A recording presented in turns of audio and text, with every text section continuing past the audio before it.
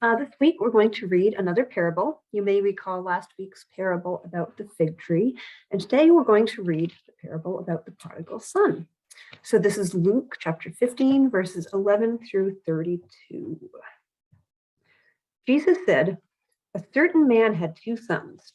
The younger son said to his father, 'Father, give me my share of the inheritance.' Then the father divided his estate between them.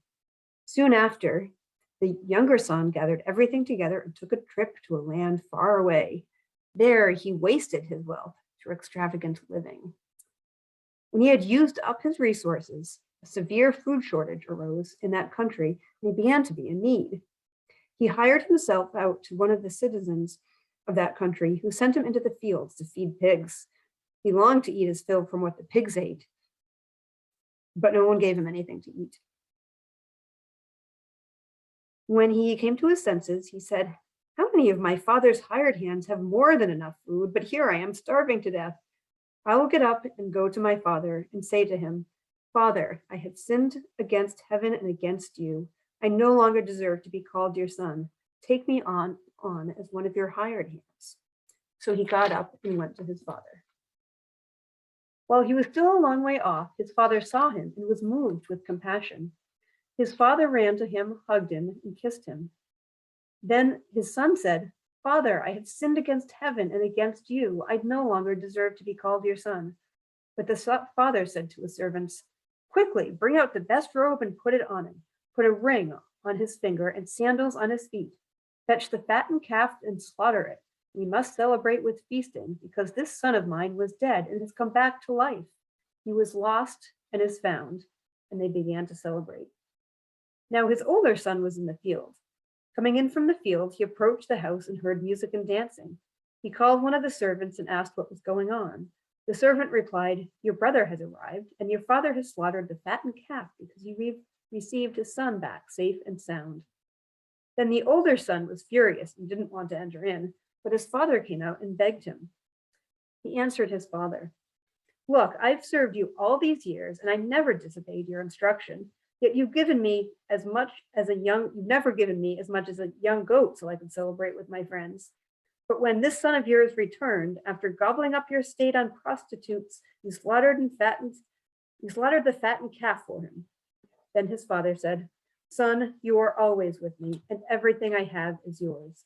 But we had to celebrate and be glad, because this brother of yours was dead and is alive. He was lost and is found.'" So that is the parable of the prodigal son.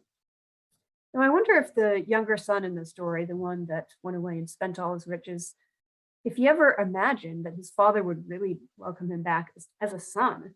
He probably didn't think so, because when he went back to his father, he didn't ask even to be his son again. He said, "Can you at least take me on just as a hired hand, as your servant?" So imagine how he must have felt when his father forgave him and welcomed him with so much joy. He might have felt a little bit ashamed. Certainly, he probably felt very sorry for what he had done. And maybe he had trouble believing that he had such a warm welcome from his father. But there's probably a lot of relief there too. Now, why do you think Jesus shared this parable? It might have been because he wanted people to be less judgmental and more forgiving with each other, just like the father forgave his son. And he wanted people to be more welcoming and accepting of others. So the father's love in the story represents God's love for all of us. And it illustrates how, just like the father forgave his son, God forgives us for our mistakes and will always welcome us with love. So now I'm going to totally switch gears entirely. Today, Madeleine Albright died of cancer at 84 years old. So I wanted to honor her by featuring her as this week's extraordinary and influential woman for Women's History Month, even though it has absolutely nothing to do with the prodigal son. Now, you may have heard of her name before. She was the first woman to become the United States Secretary of State, beginning in 1996, when she was appointed such by President Clinton.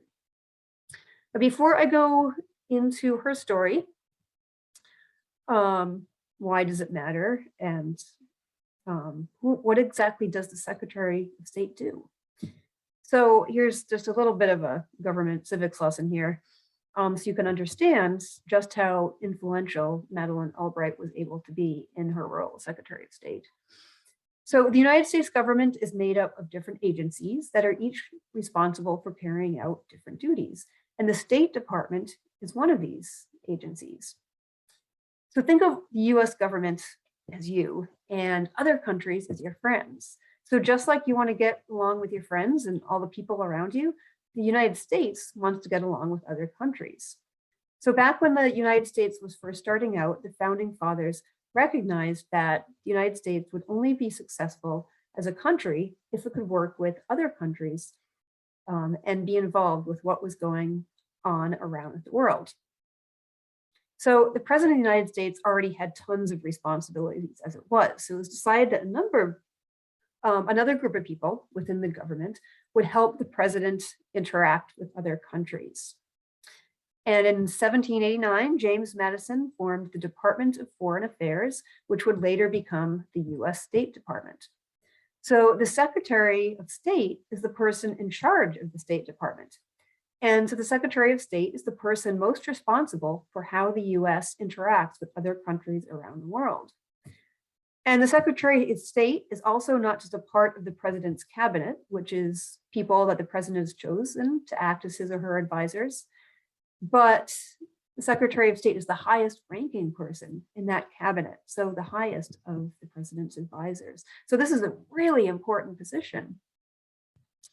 So back to Madeleine Albright. She was born in Czechoslovakia in 1937.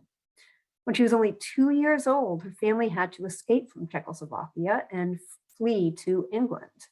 It was only later that she found out that it wasn't just political strife in general that her family had to flee, but it was because her family was Jewish. And in fact, 3 of her grandparents had died in Nazi concentration camps.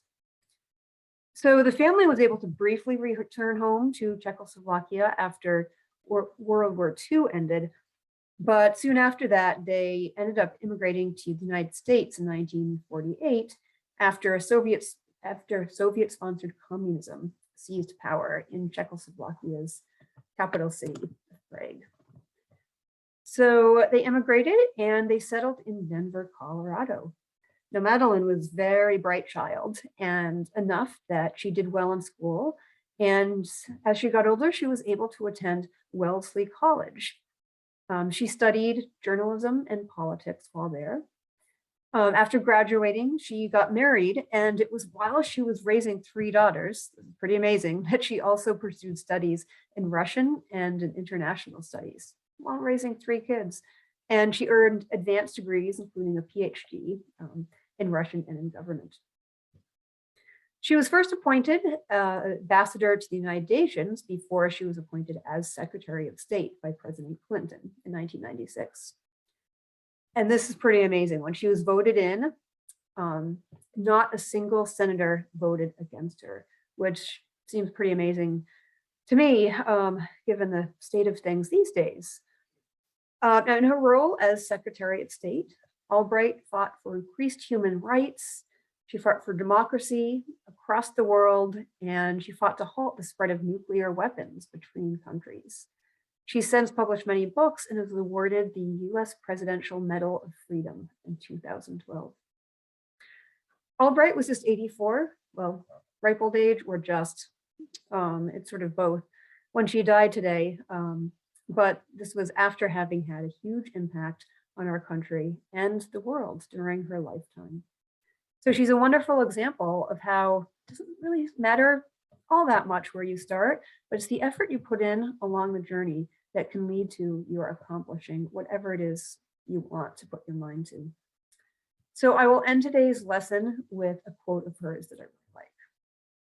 Madeleine Albright says, "It took me a long time to find my voice, and I'm not going to stop now." So that's all for today. Have a great week. Be kind to yourselves, be kind to others, and see you next time.